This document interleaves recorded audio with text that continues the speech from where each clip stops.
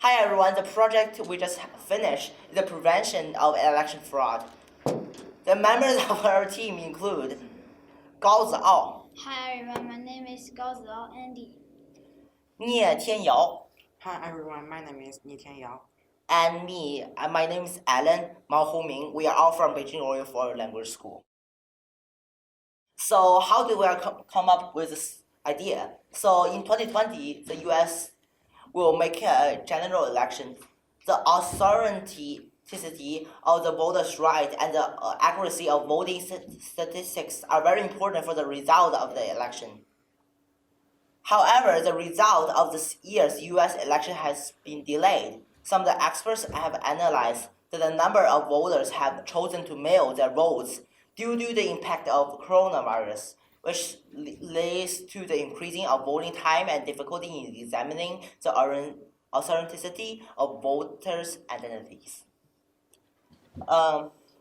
In order to prevent the unfair acts of fraud and improve the efficiency of counting votes, we designed this program, which lets the Cozmo to test whether the voter has the voting power, votes, and the accumulation of number of voters in the later period.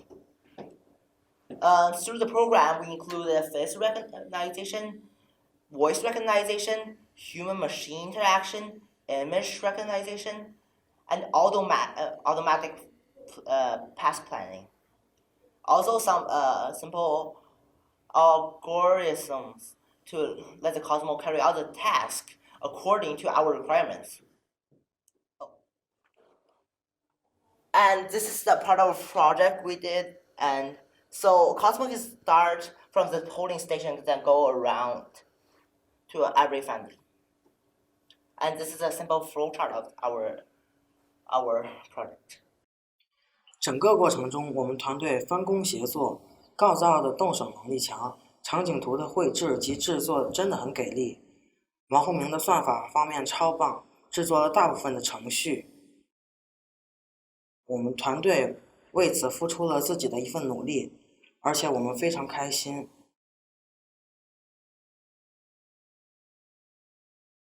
这就是我们的项目，谢谢观看。Thank you for watching. In our program, Cozmo is going to every predetermined voting homes to let the owner of the house vote.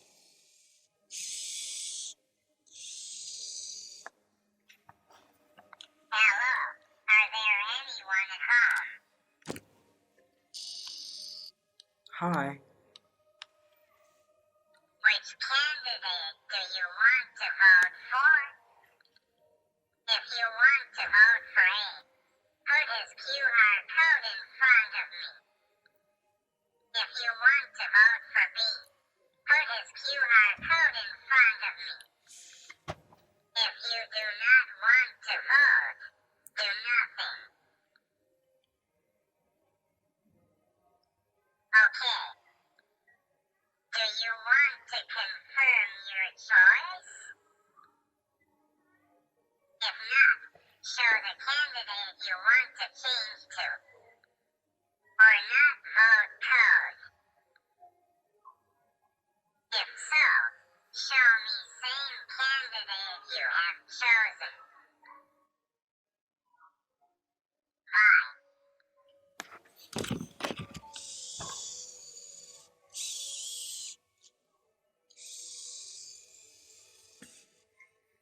Hello, are there anyone at home?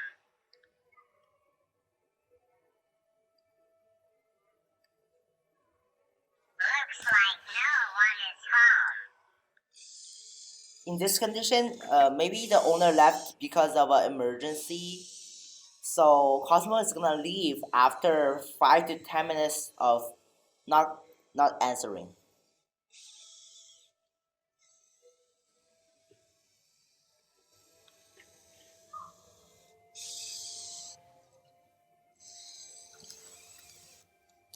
Hello, are there anyone at home? Hi Cozmo.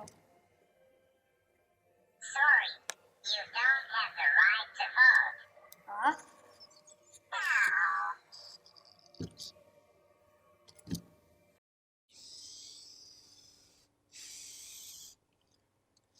So in this condition, maybe the owner of this house wasn't supposed to live here, or the person just committed a crime.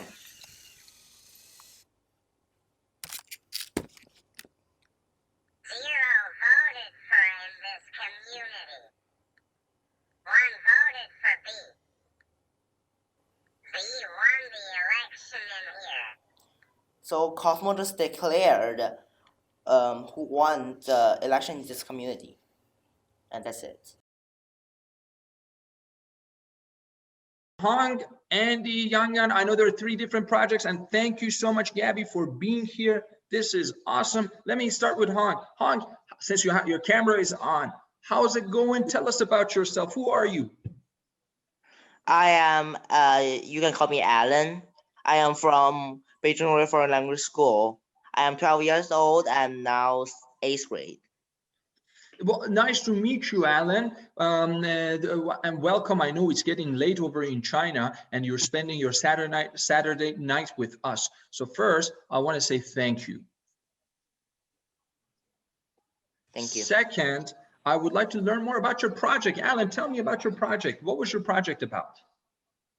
So our project is about prevention of the election fraud, because in pandemics like this, it's really hard to count the votes, the mail-in votes, and it is easy to cheat.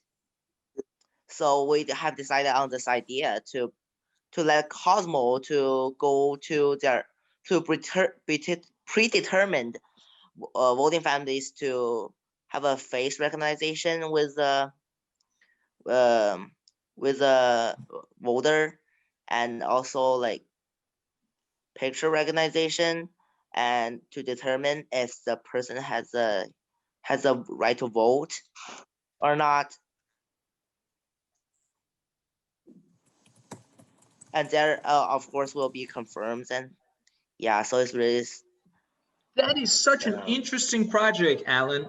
I'm so glad you talked about that, because we had elections, and I'm sure we're going to have many more elections. And I'm sure a lot of people are going to be worried about elections altogether, because, you know, sometimes maybe people are getting old. They don't want to go that day. Maybe that day the weather is bad. I mean, this year in the United States, we had elections. We had the pandemic. Yes, yeah. I get it. But maybe later on there's snow. Maybe later on it's just difficult to go to the polling station that particular day.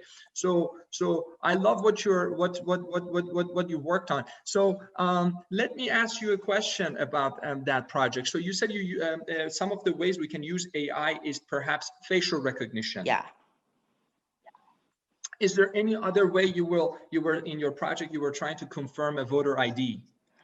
So we first had a thought about like predetermining voters' families, and like the robot can go to that family when the voter wants to, when they have time, and that's when they have to fill out their ID.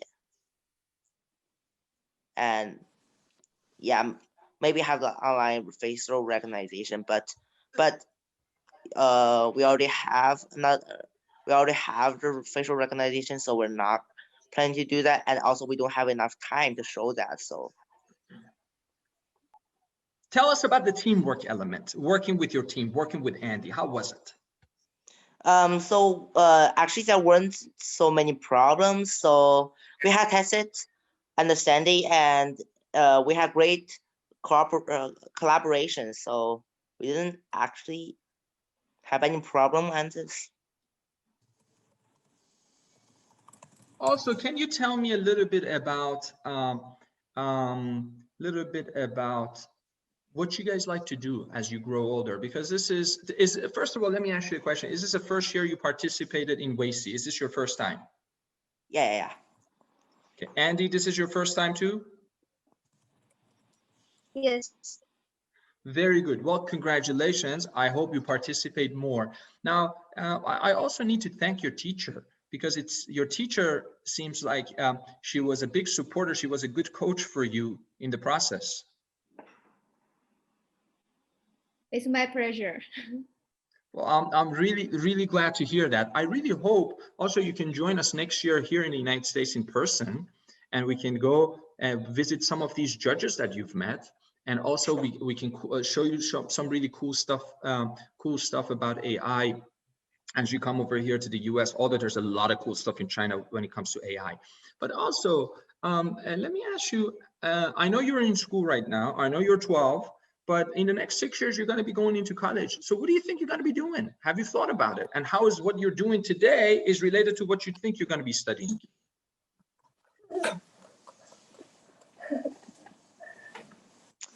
I don't actually have a sure idea, but I think I'm going to explore more into this.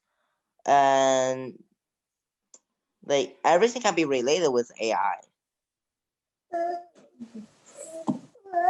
I agree. I think we're all going to be doing something related to AI. I agree with you. Oh, by the way, I just saw Gabby's baby over there. So I think we have another contestant who's going to be joining us next year. So I know Gabby, don't go. No, this is fun. This is good. So we're going to have another contestant. But also, if you were to implement, you were to talk to people about your project. And a lot of people also, and this question is a serious question for both of you, for Andy and for Alan. So one of the questions that I have for you is a lot of people don't necessarily trust AI. They're like, wait a second, we don't know what's really going on. And right now you talk about a controversial topic like voting. Why do you think, what should we do for people to trust the technology, but also trust human beings using technology to solve some of our problems, such as election, potential fraud, or let's not call it a fraud, let's call it voter identification?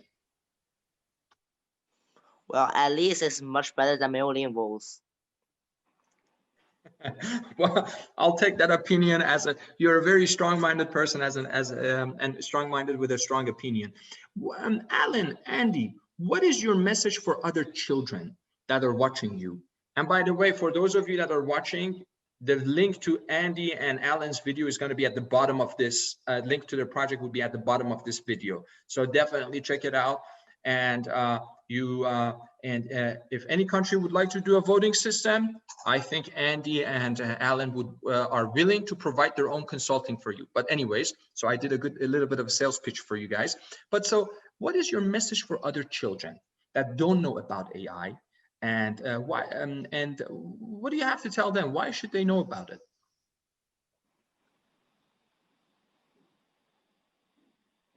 Well, in the future, most things will be related to it, and yeah.